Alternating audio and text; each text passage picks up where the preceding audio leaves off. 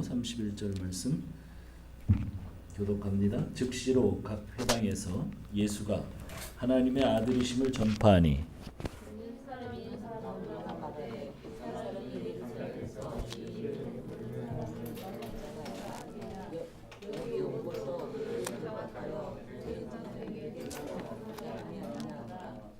사울은 힘을 더 얻어 예수를 그리스도라 증언하며 다메섹에 사는 유대인들을 당혹하게 하니라.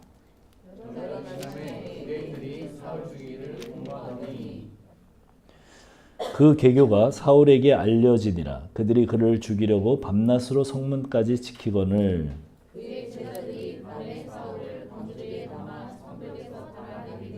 사울이 예루살렘에 가서 제자들을 사귀고자 하나 다 두려워하여 그가 제자됨을 믿지 아니하니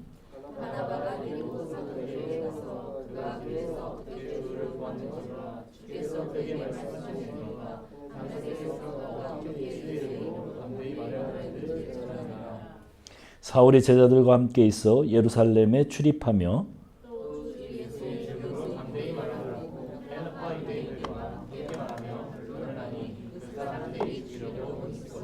다 같이 형제들이 알고 가이사라로 데리고 내려가서 다소 보내니라. 아멘.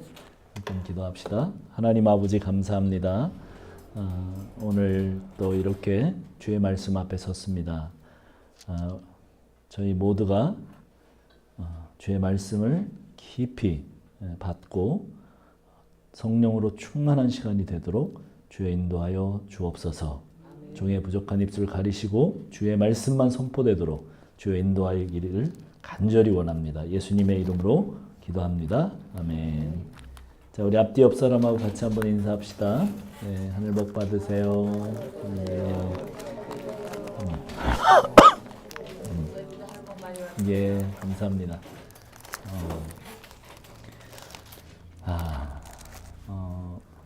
오늘 이렇게 정말 아름다운 또 우리 이혜영, 송지연 부부의 특송을 정말 감동적으로 들었습니다. 예. 특송이 끊어진 지 아주 오래됐는데 또 특송의 맥을 이렇게 이어가니 너무나 감사합니다. 우리 다음 주에는 우리 석전사님 부부 한번 특송 하면 어떨까? 예, 아멘. 예, 감사합니다. 자, 우리 지난 시간 사울은 회심을 통해서 예수를 하나님의 아들 그리스도로 믿게 되었습니다. 그런데 주님은 사울에게 복음 증거의 사명을 주시면서 내 이름, 즉 예수의 이름을 위하여 많은 고난을 받게 될 것이라고 말씀하셨습니다. 오늘은 그 복음을 전하는 사울에게 고난이 반복되어지는 이야기들의 의미를 한번 같이 추적하면서 우리가 은혜를 같이 한번 받으려고 합니다. 20절 같이 한번 읽어봅시다. 오늘 읽은 본문 20절 시작. 즉시로 각 회당에서 예수가 하나님의 아들이심을 전파하니. 예, 그 바로 전에는 사울이 다메섹에 있는 제자들과 함께 며칠 있을세 이렇게 이야기가 진행이 됐고, 그리고 나서는 바로 즉시로 각 회당으로 가서 복음을 전파했다 이렇게 되어 있습니다. 사울은 다메섹에서 회심한 후에 혼자 있는 것이 아니라 다메섹 공동체와 함께 있게 되죠. 예수를 믿고 새롭게 태어난 사울은 사실은 나중에 굉장히 강한 믿음의 사람이 되지만, 그러나 현재 갓 태어난 어린 아기에 지나지 않죠. 그래서 그 어린 아기에게 가장 필요한 게 뭡니까? 어머님의 품이죠. 각 교회에서 회심한 상태로 있는 사람은 혼자 예수를 믿고 혼자 예수를 믿는 사람으로 동떨어지는 게 아니라 어떻게 됩니까? 그 공동체의 보호와 인도를 받게 되는 그런 모양새입니다. 아무리 대단한 사울, 바울이라고 할지라도 이제 갓 태어난 아기에 불과하고, 그 아기를 다메섹 공동체의 품 안에 안겨서 있게 되는 그런 이야기입니다. 거기 뭐 며칠 또 여기 조금 있다가 뭐 이런 식으로 얘기가 사도행전에 우리 9장에 기록되는 이렇게 시간들은 사실은 좀 자세히 읽어보면 다른 본문들과 다른 바울 서신들과 합쳐서 이야기를 보면 꽤 긴 시간이에요. 그냥 며칠이 아니고 상당히 긴 시간들입니다. 그런데 어쨌든 그렇게 소속돼서 보호를 받고 인도를 받습니다. 그런데 사울의 회심에서 가장 극명하게 드러나는 변화가 뭐냐면 우리가 읽은 20절이죠. 즉시로 각 회당에서 예수가 하나님의 아들이심을 전파했다. 이겁니다. 예수를 믿자마자 가장 처음에 변화가 온 것이 뭐냐면 각 회당으로 쫓아 들어가서 복음을 전하는 거예요. 예수님이 하나님의 아들이라고 하는 아들의 복음을 전파한 겁니다. 사실은 이것이 예수님이 사울에게 고난이 올 것이라고 얘기했던 바로 그 접촉점이 되는 거예요. 복음을 안 전했으면 아마 고난을 받지 않을 겁니다. 근데 복음을 전하니까 계속해서 고난이 와요. 그렇죠. 사실은 유대인의 회당들에서 그 각 사람들이 모여온 거기에서 스데반이 변론을 하다가 돌에 맞아 죽죠. 똑같아요. 이번에는 이제 상황이 바뀌었어요. 그 사람들을 때려 죽이던 사울이 복음을 그 돌로 때려 죽이는 유대인의 회당에 들어가서 복음을 전하게 되자 당연히 고난이 온다 그 말입니다. 용해진 자매의 회심에서 드러난 그것도 비슷해요. 뭐냐면 우리 혜진 자매가 예수를 믿고 나서 제일 먼저 한 행동들이 뭐냐면 믿은 지 얼마 안 돼서 한국에 왔잖아요. 남편에게도 그랬지만 와서 전혀 믿지 않는 그러니까 무당 섬기는 엄마 그 다음에 전혀 관심 없는 무신론자 아버지 이런 분들에게 그냥 들이댔어요. 어떻게 들이대? 아빠 예수 믿어야 돼. 그리고 교회 가야 돼. 물론 아빠가 안 가죠. 그리고 그 엄마한테도 교회 가고 예수 믿어야 된다고 했어요. 그렇죠. 그 잠깐 온 휴가 기간 동안 그 혜진 자매가 한 일이 계속 그런 얘기들을 하고 설득하고 뭐 얘기하고 그랬어요. 근데 전혀 반응이 없었어요. 부모님들이 예전 같으면 아마 얻어 터졌겠죠. 그때 고3 때는 야단 맞고 막 그랬어요. 교회 간다고 혜진 자매가. 근데 그렇게 이제 성인이 됐고 그렇게는 하시지 않지만 여전히 냉담하시고 그렇게 얘기하는 혜진 자매를 좀 이렇게 별로 좋게 생각하지 않는 그런 거였어요. 그럼에도 불구하고 혜진 자매는 자기가 회심한 이후에 그 일을 멈출 수가 없었어요. 여동생에게 얘기했더니 여동생이 정신 차리라고 정신 나갔냐고 그러면서 그 여동생이 자기를 몰아세웠대요. 그렇지만 마음이 하나도 아프지 않고 그것이 정말 자기가 너무나 마음에서 우러나서 한 일이었어요. 그렇죠. 모든 사람이 그렇지는 않아요. 회심한 모든 사람들이 뭐 이렇게 사울이나 혜진 자매처럼 그렇지 않지만 대부분의 사람들은 회심이 일어난 이후에 가장 가까운 가족들 그리고 친지 이웃들에게 복음을 전하게 됩니다. 복음을 전하게 되면 그렇잖아요. 믿지 않는 사람들이 볼 때는 굉장히 이상한 사람이 된 것이고 뭐 이때는 죽이려고 하지만 지금은 뭐 죽이려고까지는 하지 않지만 어쨌든 굉장히 좋지 않은 그런 시선이 오게 된다는 거죠.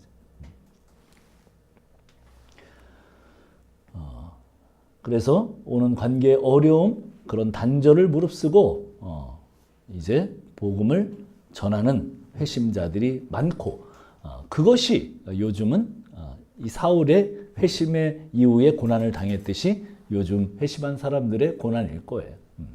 자, 21절, 22절 조금 더 가서 봅시다. 시작. 듣는 사람이 다 놀라 말하되 이 사람이 예루살렘에서 이 이름을 부름을 사람을 멸하던 자가 아니냐. 여기 온 것도 그들을 결박하여 대제사장에 끌어가고자 함이 아니냐 하더라. 사울은 힘을 더 얻어 예수를 그리스도라 증언하여 다메섹에 사는 유대인들을 당혹하게 하니라. 예. 자, 회당에서 사울의 복음을 전하는 것을 들은 사람들마다 놀라고 당혹했어요. 당연히 그렇겠죠. 그 결과가 뭐예요? 회심한 사울을 죽이기로 사람들이 마음을 모읍니다. 그렇죠. 회심 이후에 복음을 전할 때 드러난 것은 고난이고 유대인들이 사울을 죽이려고 했던 겁니다. 그리고 그 유대인들은 사울이 빠져나가지 못하도록 성문을 지키면서 도관에 든 쥐인 사울을 잡으려고 밤낮으로 지킵니다. 예, 25절 같이 한번 읽어봅시다. 시작. 그의 제자들이 밤에 사울을 광주리에 담아 성벽에 예, 이 사울이 어떤 사람입니까? 예, 아주 독종이죠. 예, 막 사람들 잡아서 죽이는데 눈 하나 깜짝 안 하던 사람입니다. 그런데 정말 이런 무시무시한 사나이가 모양 빠지게 사람들이 성벽에서 내려준 광주리 타고 주랭랑 도망을 쳐요.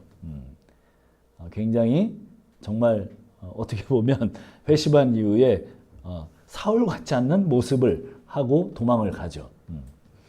자, 26절, 27절 같이 한번 읽어봅시다. 시작. 베드로가 일으켜 아닙니다.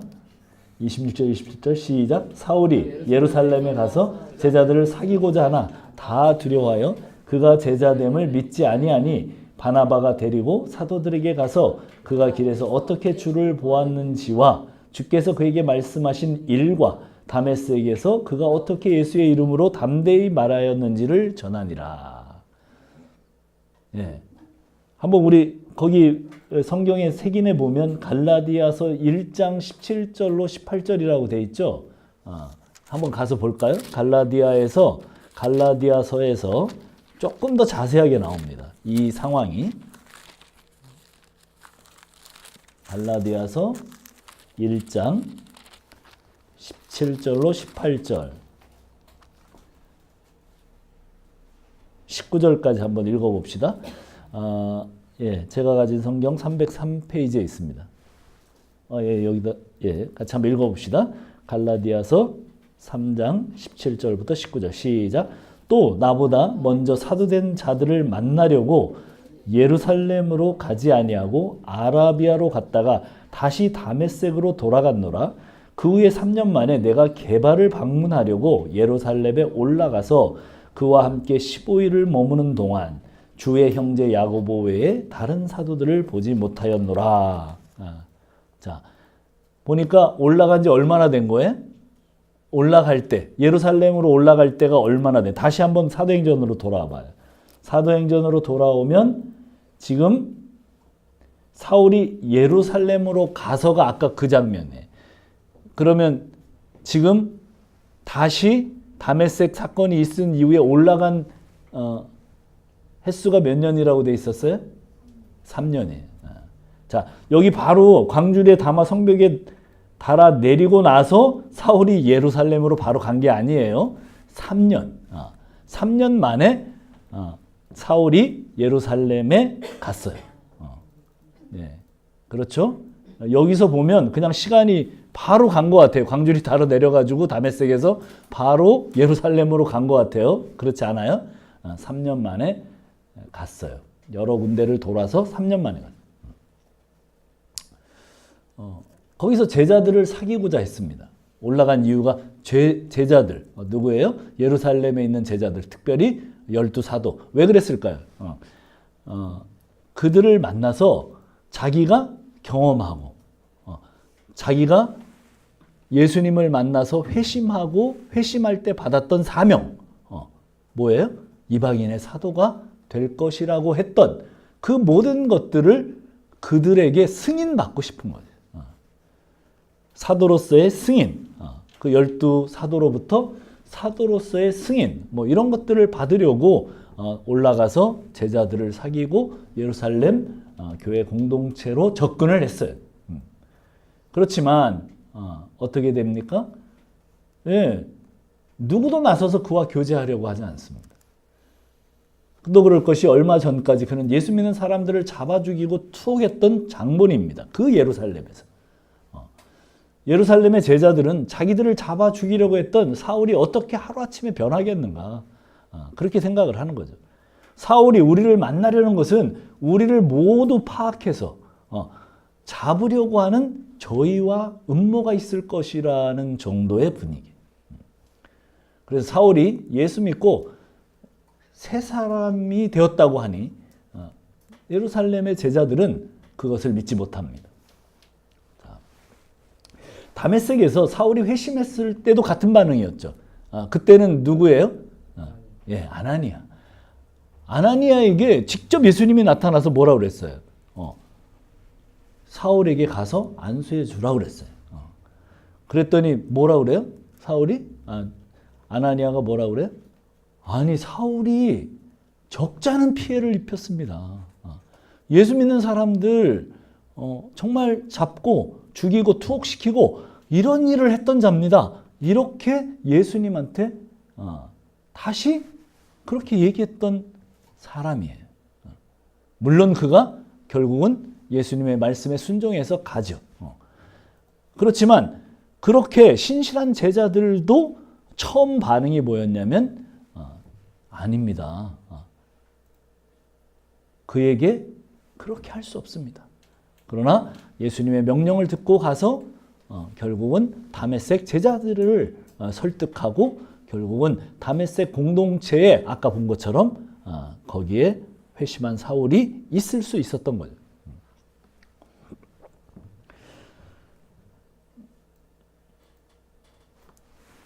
자, 그런데 아까 읽었던 것처럼 결국은 베드로와 누구? 야고보를 만나게 되는데 누가 결정적인 역할을 하냐 하면 바나바가 결정적인 역할을 해요. 그렇죠? 자, 한번 또 읽어봅시다. 28절, 29절, 30절까지 우리 쭉 같이 한번 읽읍시다. 27절부터 읽으면 되겠네요. 시작. 바나바가 데리고 사도들에게 가서 그가 길에서 어떻게 주를 보았는지와 주께서 그에게 말씀하신 일과 다메섹에서 그가 어떻게 예수의 이름으로 담대히 말하였는지를 전하니라. 사울이 제자들과 함께 있어 예루살렘에 출입하며 또 주 예수의 이름으로 담대히 말하고 헬라파 유대인들과 함께 말하며 변론하니 그 사람들이 죽이려고 힘쓰거늘 형제들이 알고 가이사라로 데리고 내려가서 다소로 보내니라. 하여간 가는 곳마다 문제가 일어납니다. 그냥 바울을 보면 다 죽이려고 그래요.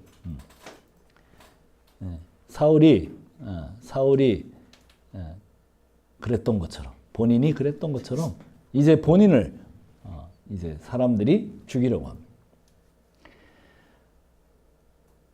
다메섹에서 회심하고 나서 했던 행동을 사울은 예루살렘에서도 그대로 하려고 합니다.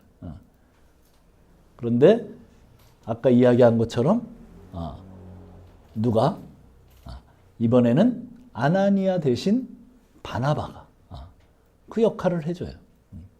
제자들도 다 멀리했지만 사도들도 이 사람을 만나지 못하겠다고 했지만 그 중간에서 아나니아가 이 일을 합니다.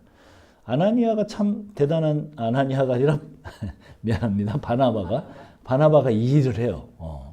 바나바가 참 정말 이름의 뜻이 뭐예요? 이름의 뜻이 위로자. 정말 초대교회의 위로자였습니다.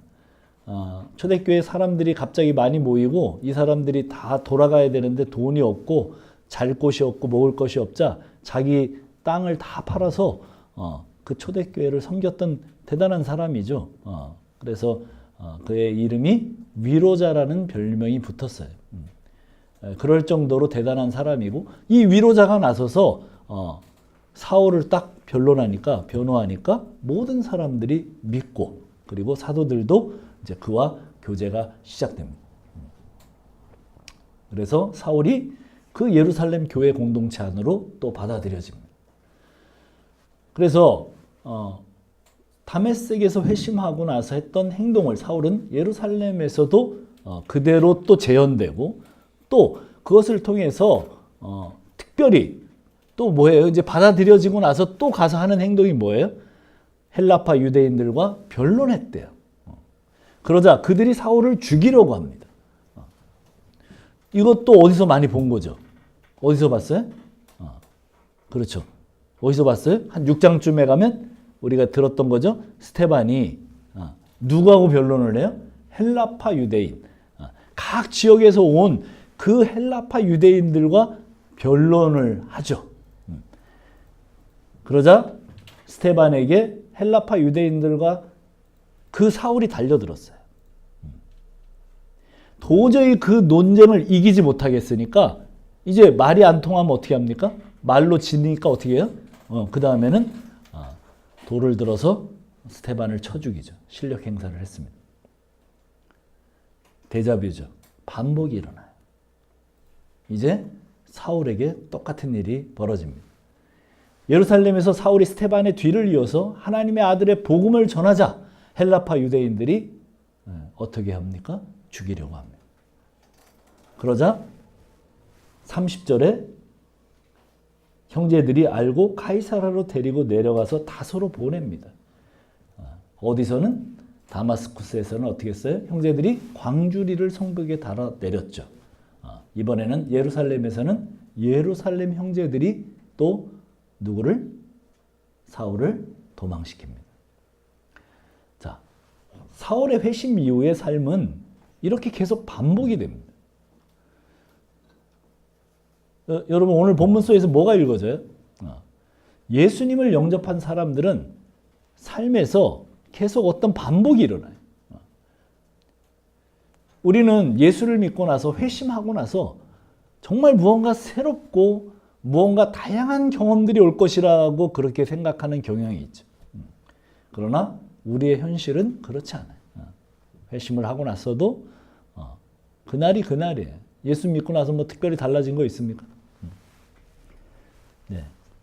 어제가 오늘 같고 오늘이 내일 같아요. 여러분 지난 한 주간 한번 생각해 보세요. 거의 같은 시간에 일어나고 같은 일을 하고 거의 같은 사람들을 만나고 그렇게 했을 거예요.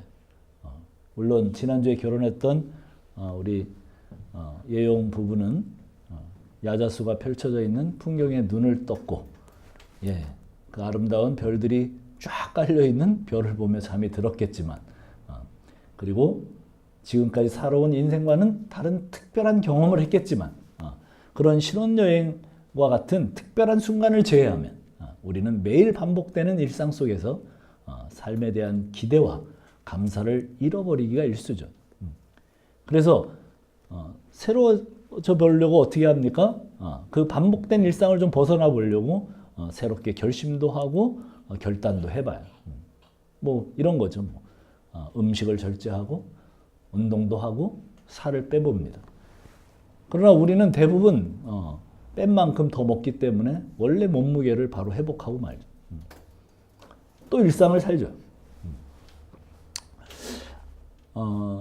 초대교회와 사울의 시대는 예수를 믿는다고 하면 유대인들에게 잡혀 죽을 가능성이 많았고 또 유대 지역을 벗어나서 유대인들을 벗어나 멀리 가도 지금 유럽, 아프리카 또 아시아 이렇게 지중해를 주변으로 해서 유대인들이 멀리 도망간다고 생각하고 도망가도 거긴 또 어디예요? 다 로마가 다스리는 지역이에요. 로마가 다스리는 지역의 특성은 뭡니까? 그들의 인사에서 보면 잘 알죠. 그들은 인사를 합니다. 이렇게 그 문화권에 사는 사람들 다 인사를 하면 사람을 만나서 인사를 하면 어떻게 하죠? 인사가 이거예요. 시저가 나의 주입니다. 그게 인사예요. 황제가 다 황제 우상 숭배를 하고 있어요. 황제가 신이에요. 그래서 그의 이름을 부르면서 그가 나의 주입니다. 이렇게 인사를 건네면 상대방 사람들은 어떻게 해야 돼요? 그 상대방 사람도 옳습니다. 나의 주님은 시저입니다. 이렇게 대답을 해야 돼요. 근데 그렇게 대답을 안 하면 어떻게 되죠? 그리스도인들은 그렇게 대답을 못 하죠. 나의 주는 당신의 주는 시저입니까? 나의 주는 예수입니다. 그러면 어떻게 돼요? 체포됩니다.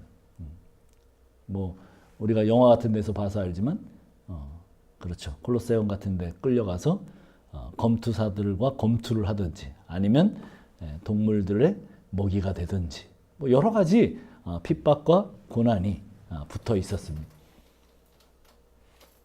그들의 일상이었죠. 예. 사울의 시대는 예수를 믿는다고 회심한 사람들은 심각한 삶의 위기를 만나고 늘 죽음을 목전에 둔 삶을 살았습니다. 물론 우리 시대는 복음을 전한다고 감옥을 가거나 매를 맞거나 뭐 그렇게 목숨을 잃거나 그런 시대는 아니에요. 그럼에도 우리가 본문을 쭉 보면서 그 앞에 본문과 여러 가지 본문들을 재고해 볼 때 한 가지 비슷한 패턴이 있어요. 그게 뭐예요? 사울의 시대와 같은 것은 사울에게도 삶이 반복되듯이 우리의 삶도 반복됩니다. 현 시대의 우리 신자들의 경험은 완전한 고난, 죽음 또는 대단한 성공, 뭐 이런 아주 격변하는 그런 것들이 아니죠. 그냥 이것도 저것도 아닌 그저 그런 삶의 연속이에요. 지루한 삶의 연속이죠. 근데 사실은 이게 더 힘들어요. 여기서 나가 떨어져요. 차라리 극심한 고난이 오면 아마 쫙 그러고 엄청나게 매달릴 거예요. 뭐 혹시 암병이라도 생겨보세요. 우리가 진짜 예수 믿는 사람이면 어떻게 하겠습니까? 매일같이 여기 나와서 아마 기도할걸요. 주님 살려달라고 아마 기도할 거예요. 믿음이 급성장할 겁니다. 아마 급상승할 겁니다. 그러나 그런 일들이 잘 생기지 않을 뿐더러 이제 우리는 그 가운데서 그냥 오늘이 내일이고 내일이 오늘 같은 그런 삶을 사는데 거기서 대부분 떨어져 나가요. 왜? 결국은 그런 삶을 반복하면서 감사도 사라지고 사랑하는 남편, 아내, 자녀들, 그 또 소중한 교회 가족들, 그들이 곁에 있다는 이게 얼마나 좋은 거고 이게 얼마나 고마운 건지 모르는데 그런 것들이 뭐 그냥 또 일상이에요. 하나님께서 늘 은혜를 부어주시는 그 모든 것들이 무뎌져요.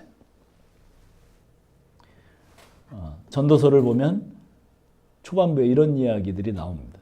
전도서 기자는 해 아래서 삶의 의미를 찾아보려고 애를 씁니다. 그런데 전도서 기자는 인간의 삶의 몇 가지 패턴을 발견해요. 한 3가지로 요약을 해놨어요. 여러분 전도서 읽어보면 되게 와닿습니다. 한번 읽어보세요. 젊은 사람들도 읽어봐야 돼요. 지식과 지혜를 통해서 첫 번째 패턴이 어떤 사람들이냐면 지식과 지혜를 통해서 인생의 참뜻을 헤아려 보려는 진지한 지식을 추구하는 사람들. 책을 통해서 지식을 얻을 수 있는 것을 위해 공부를 열심히 합니다. 이런 지식과 지혜를 습득해서 사람의 본질의 문제를 해결해 보려고 하는 그런 의지를 갖고 사는 사람들. 자, 1번 유형. 혹시 우리 교회 1번 유형 있어요? 자기가 나 이거 나 같다. 자, 2번째 유형. 즐거움을 기반으로. 거기에는 뭐 이제 막 온갖 가수들을 부르고 솔로몬이 한 거예요. 그 다음에 또 이렇게 뭐예요? 요즘으로 말하면 뭐죠? 또 가수 말고 또 이쪽에서 뭐 개그맨들 막 나와서 하는 그런 거 뭐라 그래요? 그런 프로를 뭐라 그러죠? 예능. 예능의 왕자. 그 당시 이스라엘에 예능의 왕자를 불러서 요즘 같으면 유재석을 부른 거예요. 유재석을 불러서 한번 멋들어지게 그 사회시키고 재밌게 놀아보고 뭐 여러 가지 그 어떤 그게 뭐예요? 뭐 첩도 많이 얻어보고 그래서 몇 명이에요? 예, 부인이 1000명이에요. 1000명. 하룻밤 같이 자고 다음 같이 잘 확률 3년 만에. 그 정도로 자기가 인생의 모든 쾌락과 모든 것들을 다 누려보리라. 이렇게 했던 거죠. 즐거움을 기반으로 두 번째 패턴이 어떤 사람이냐면 인생의 의미를 찾아보려는 사람들. 삶의 동기가 즐거움과 쾌락이에요. 이 사람들은 즐거움을 위해서 돈을 모아요. 돈 모아서 뭐예요? 해외여행 떠나려고. 자, 음주 가무도 즐기고, 이 사람들은 예능과 드라마를 보죠. 다큐를 안 봐요. 반복되는 삶을 견디지 못하고 때 되면 정말 엉덩이가 들썩거려서 견딜 수 없는 사람이에요. 그렇죠. 운동도 합니다. 풋살, 축구 이런 거 좋아하죠. 맛집을 찾아다닙니다. 돈을 모으는 이유가 여행을 하고 즐기기 위한 거예요. 내가 요 유형이다. 한번. 아니 한번 반응을 해주세요. 내가 이 유형이다. 한 두 사람 정도가 손을 들었습니다. 전혀 아닌 것 같은데 손을 드네. 우리 준호 형제는 절대 아니랍니다. 첫 번째도 아니고 두 번째도 아니고 세 번째 일. 또 한 부류는 일하는 즐거움, 또 성취하는 것에 푹 빠져 사는 사람이에요. 이 사람들은 일 자체에서 기쁨을 느껴요. 뭔가 성취를 해내고 정상을 밟을 때 삶의 의미가 있습니다. 돈을 버는 것도 그것을 쓰는 재미를 위해 돈을 버는 것이 아니라 자기가 목표한 만큼 모으기 위해서 돈을 벌어요. 성취를 인생의 의미로 생각을 합니다. 난 세 번째 유형이다. 예. 다시 한번 이제 다 들었으니까 첫 번째 유형. 자기가 첫 번째 유형이다. 한번 손 한번 들어봅시다. 지식과 지혜를 통해서 인생을 참뜻을 한번 진지하게 생각해 본다. 우리 석기 형제가 손을 들었어요. 우리 유림자매. 예, 나는 삶의 동기가 즐거움과 쾌락이다. 또 세 번째, 내가 받은 소명을 위해 성취에 전념하는 스타일이다. 저는 음식하는 거예요. 예, 그 뭘까요? 세 번째로 넣어드리죠. 예, 좋습니다. 자, 다 뭐 좀 섞여 있을 수 있어요. 우리 교회에서는 제가 보기에는 1번은 박원원과 박성경입니다. 왜냐하면 교회나 밖에서 독서 모임을 주관하고 독서를 통해서 뭔가를 추구해 보겠다고 그렇게 사니까 제가 보기엔 또 2번이 우리 교인들의 대부분인 것 같고 3번의 대표 주자가 우리 교회 근처에 있는 사람들로서는 주선자매인 것 같아요. 내가 받은 소명을 위해서 성취에 전념하는 그런 스타일. 자, 그런데 이 모든 것들을 전도서 기자는 뭐라고 이야기를 하냐면 전도서 한번 2장으로 가볼까요? 네, 찾지 말고 그냥 제가 읽을게요. 2장 17절. 이러므로 내가 지금 이렇게 세 가지 패턴을 쭉 얘기한 다음에 전도서 기자가 얘기하기를 이렇게 얘기합니다. 이러므로 내가 사는 것을 미워하였노니 이는 해 아래서 하는 일이 내가 괴로움이요 모두 다 헛되어 바람을 잡으려는 것이기 때문이다. 예, 이 모든 노력, 지식을 탐구하고 또 열심히 쾌락을 누려보고 그리고 또 열심히 목표와 성취를 향해서 달려보고 이 모든 것들이 바람이 안 잡히잖아요. 바람을 잡는 것 같더래요. 해 아래서 모든 것이 헛되다는 것이 전도서 기자의 결론입니다.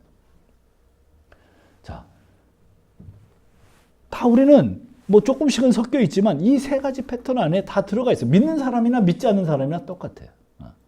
그런데 우리가 아까 얘기한 것처럼 사울도 그랬듯이 계속 그 삶이 반복돼요. 사울은 어떻게 반복됐어요? 예. 자, 복음을 전합니다. 그리고 어떻게 돼요? 오해를 받거나 변론을 하거나 또 그 다음에는 도망을 가거나 이제 조금 더 지나가면 이제 투옥되고 두들겨 맞고 계속 반복. 자, 그래서 9장 31절 우리 사도행전으로 다시 돌아와서 9장 31절 한번 봅시다. 이렇게 얘기합니다. 이제 그렇게 됐는데 계속 투옥되고 오해받고 변론하다가 도망가고 뭐 이런 일들이 계속 죽이려고 하고 뭐 이걸 피해서 도망가고 이런 일이 벌어졌는데, 그런데 오늘 우리가 읽은 본문 31절은 이렇게 얘기합니다. 우리 같이 한번 읽어봅시다. 시작. 그리하여 온 유대와 갈릴리와 사마리아 교회가 평안하여 든든히 서가고 주를 경외함과 성령의 위로로 진행하여 수가 더 많아. 그리하여는 모든 것을 앞에 있는 걸 받는 거죠. 그 결과가 뒤에 얘기.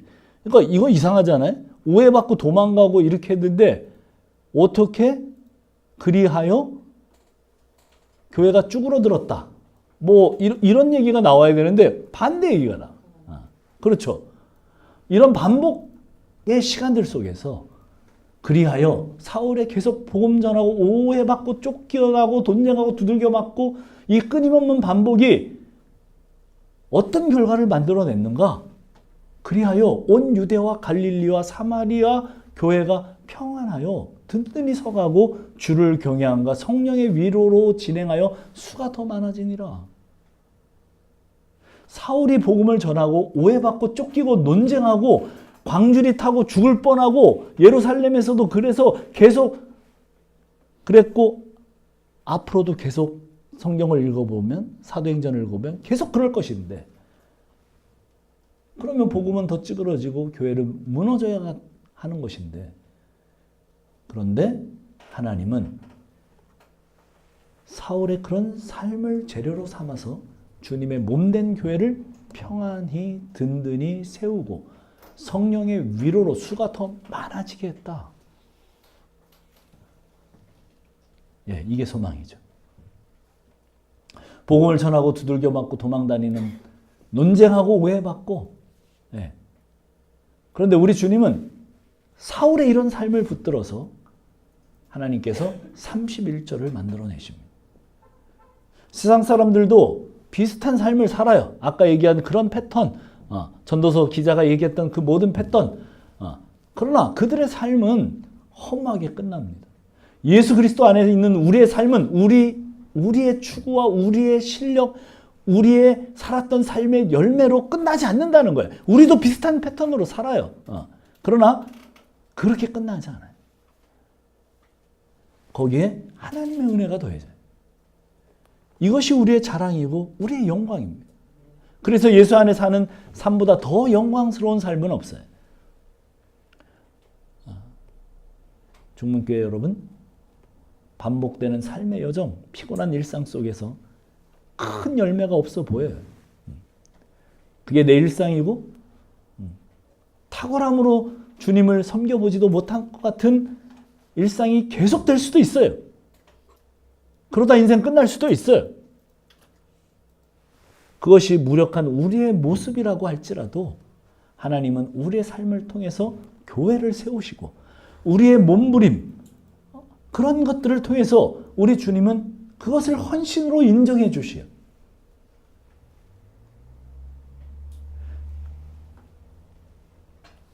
일상의 삶 안에서 주를 경외하게 하시고 성령의 위로로 우리 나그네 인생길을 평생토록 지켜주시며 우리와 동행하시며 함께 하실 거예요.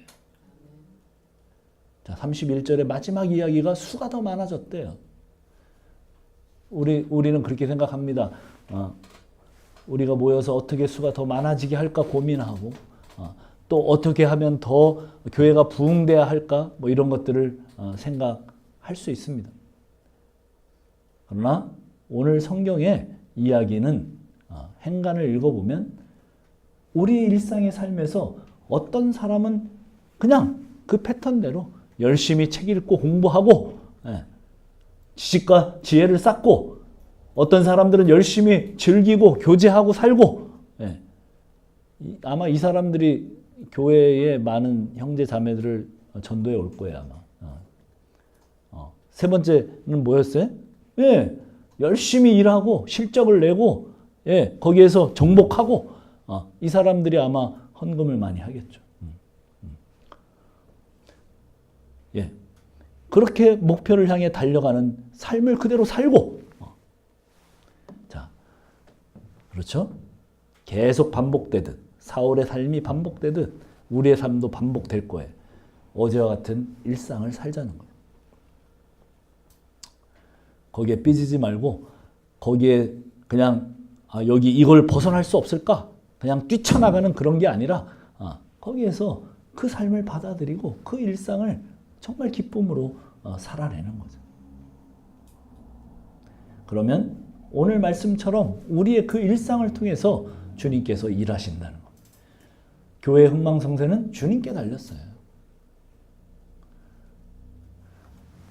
오늘날 이 자본주의 사회는 또 대기업은 효율과 능률을 추구합니다. 그래서 교회도 점점 회사처럼 돼가죠. 그러나 교회는 그런 것이 아니에요. 예수 믿는 우리는 우리 각자에게 주신 기질과 은사대로 주님을 기억하며 오늘 하루를 살아내는 겁니다. 주님을 사랑하는 마음으로 또 하루를 그렇게 교회와 이웃을 사랑하며 사는 거예요. 내 삶이 별로 내 마음에 안 들고 힘들고 똑같이 반복되어지고 이 삶에 도대체 무슨 의미가 있을까? 그러나 사실은 우리는 내 자신의 삶의 가치를 다 알지 못해요. 주님께서 그저 그렇게 반복되는 우리 일상 위에 은혜를 붓고 계세요. 우리의 실력보다 우리의 능력보다 훨씬 더 큰 은혜를 붓고 계세요. 자, 지금 당장 큰 열매, 작은 열매 보이지 않아도 또 오늘 하루도 주님을 기억하며 또 다음 오는 한 주간도 그렇게 하루하루를 열심히 살아내는 우리 죽는 가족 되기를 축원합니다. 자, 우리 같이 기도합시다.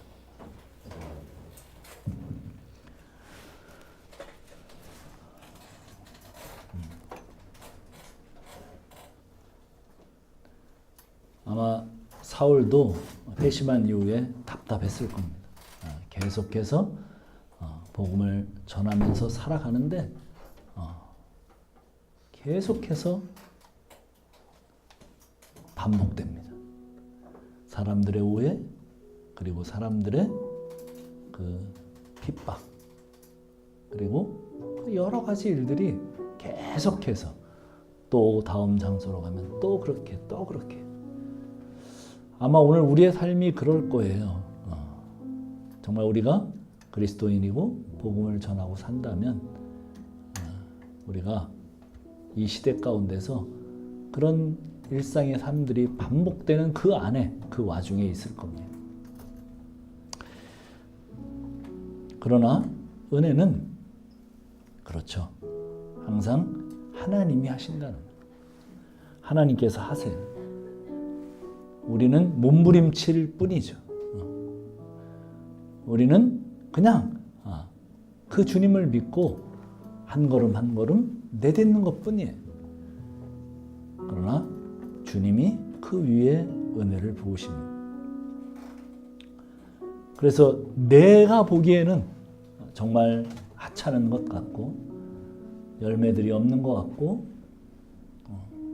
그저 그런 삶이 반복되는 것 같아도 그러나 우리는 사실은 잘 몰라요. 주님께서 아시고 주님께서 인도해 가실 것입니다. 네. 자, 우리 같이 그 주님을 찬양하고 그 주님을 인하여 우리가 기도합시다. 기도하겠습니다. 하나님 아버지 감사합니다. 우리는 여전히 내 힘과 무엇으로 될 수 있다는 그런 어떤 신념들이 있습니다. 그리고 내가 스스로 이만큼 할 수 있다고 하는 그런 무엇인가를 갖고 있습니다.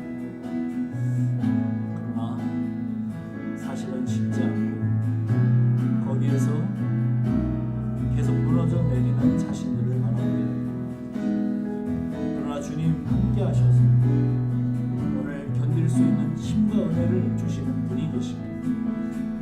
우리의 그 모자란 삶 위에 크게 은혜를 부으시는 하나님이 있음을 믿게 됩니다. 되게 하옵소서. 오늘 사랑하는 우리 중동 가족들 위해 주님 함께 하셔서 그 일상들을 견뎌내고 주님을 생각하고 교회와 주님을 사랑하고 이웃을 사랑하고 그렇게 나아가는 귀한 자들이 되어 하나님의 부으심과 그 하나님의 수를 더하시는 그 큰 기쁨들을 맛보는 저희들이 될 수 있도록 주여 인도하여 주시옵소서. 하나님 함께하여 주시옵소서. 부족하고 연약한 저희를 인도하여 주시옵소서. 예수님의 이름으로 기도합니다. 찬양 한 곡 드리고 축도와 예배를 마칩니다.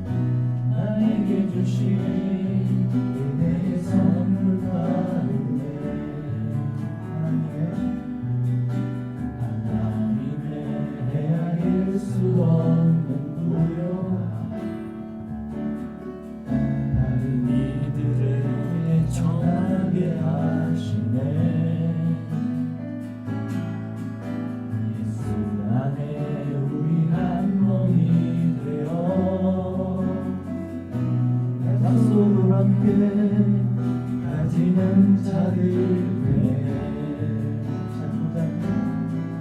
찾고 자는 나에게 하나님 은혜 주시니 그 안에 감춰진 미래의 계획 우리 모두에게 함께 하시네. 우리 나라의 왕 그리스도를 믿으니 예수 안에 온전한 확신으로 담대히 나아가네. 자꾸를 듣는 우리 마지막으로 고백하겠습니다. 자꾸 작은 나에게 하나님 은혜 주시니 그 안에 감춰진 미래 계획 우리 모두에게 함께 하시네. 우리 만왕의 왕 그리스도를 믿으니 예수 안에 온전한 확신을 갖고 담대히 나아가네.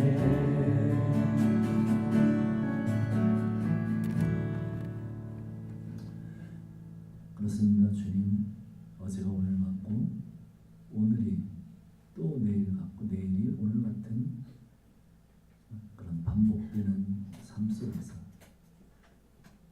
우리가 무너지지 않을 이유가 있는 것은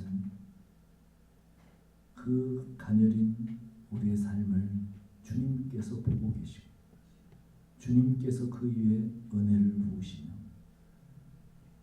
그 와중에도 복음을 전해보려고 애를 쓰는 그 충심을 주님께서 보고 계십니다. 주님 함께 하셔서 그런 마음으로 나가는 우리 죽는 가족들 일상을 주님 붙드시고 안위하시고 늘 주장하시기를 원합니다. 이제는 우리 구주 예수 그리스도의 그 십자가의 피 흘리시기까지 사랑하시는과 그 아들을 십자가에 보내시기까지 사랑해 주신 그 하나님의 하여 같은 사랑하심과 성령님의 감화 감동 교통하시는 은혜가 이제 주의 말씀을 듣고 다시 한번 힘과 용기를 얻기를 원하는 우리 가족 머리 위에 영원토록 함께 하실지어다.